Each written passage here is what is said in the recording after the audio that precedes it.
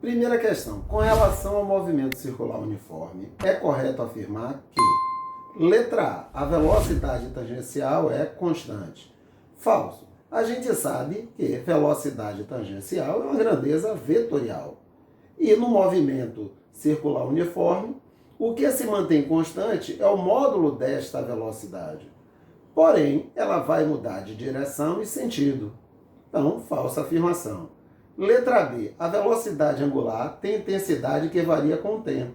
Não, nós sabemos que no movimento circular uniforme, o valor da velocidade angular não vai variar com o tempo. C. A cada intervalo constante de tempo, o móvel percorre um ângulo central de mesma medida. Exatamente, correto. É o que vai garantir que o móvel vai ter uma velocidade angular constante. Segunda questão, 2 pontos A e B situam-se respectivamente a 10 centímetros e 20 centímetros do eixo de rotação da roda de um automóvel, em movimento uniforme. É possível afirmar que, letra A, o período do movimento de A é menor que o de B. Observe, como são 2 pontos situados na roda, então eles vão girar juntos. Sendo assim, o período do ponto A vai ter que ser igual ao período do ponto B. Letra B. A frequência do movimento de A é maior que a de B. Falso. Frequência inversa do período. Se o período de A é igual ao período de B, consequentemente, a frequência de A é igual à frequência de B. C. A velocidade angular do movimento de B é maior do que a de A. Observe, como o período é o mesmo dos pontos A e B, o que é que acontece? Quando eu vou calcular a velocidade angular, que é 2π sobre o período, como o período de A é igual ao período de B, eu posso concluir que a velocidade angular do ponto B é igual à velocidade angular do ponto A. Então, falso. Letra D. As velocidades angulares de A e de B são iguais. Perfeito. Exatamente. Ou seja, como são 2 pontos situados no pneu, eles têm o mesmo período, a mesma frequência e a mesma velocidade angular. Terceira questão. Uma correia acopla 2 cilindros de raios R1 igual a 20 cm e R2 igual a 100 cm, conforme a figura. Supondo que o cilindro menor tenha uma frequência de rotação F1 igual a 150 RPM, a frequência de rotação do cilindro maior é de... Então vamos lá, eu sei que um ponto aqui na periferia do cilindro 1, ele tem a mesma velocidade que um ponto aqui na periferia do cilindro 2. Porque senão a correia seria mais rápida em um ponto que em outro, ou seja, ela iria partir.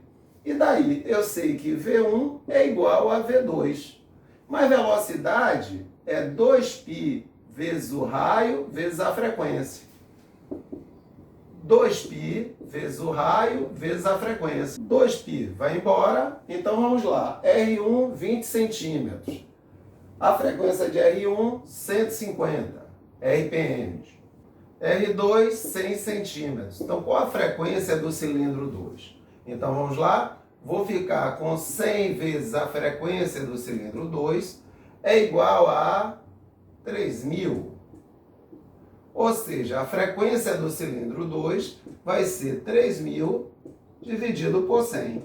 Ou seja, a frequência do cilindro 2 vai ser de 30 RPM. Certo, mas você poderia questionar, Marivaldo não precisava de nada disso, porque a gente sabe que o raio e a frequência são inversamente proporcionais. Concordo com você, eu também resolveria direto. Espera aí, R2 é 5 vezes maior, então a frequência do cilindro 2 vai ser 5 vezes menor. Ou seja, a frequência do cilindro 1 é 150 RPM, então do cilindro 2 vai ser 150 dividido por 5, ou seja, 30 RPM. Ok? Se o raio de R2 é 5 vezes maior, a frequência vai ter que ser 5 vezes menor para compensar. Quarta questão. Os pneus de um carro giram sem deslizar com frequência de 10 Hz. Sendo de 30 centímetros o raio dos mesmos, a velocidade do carro em km por hora é aproximadamente de... Então vamos lá. Se o pneu não desliza, O módulo da velocidade de rotação, tá ok?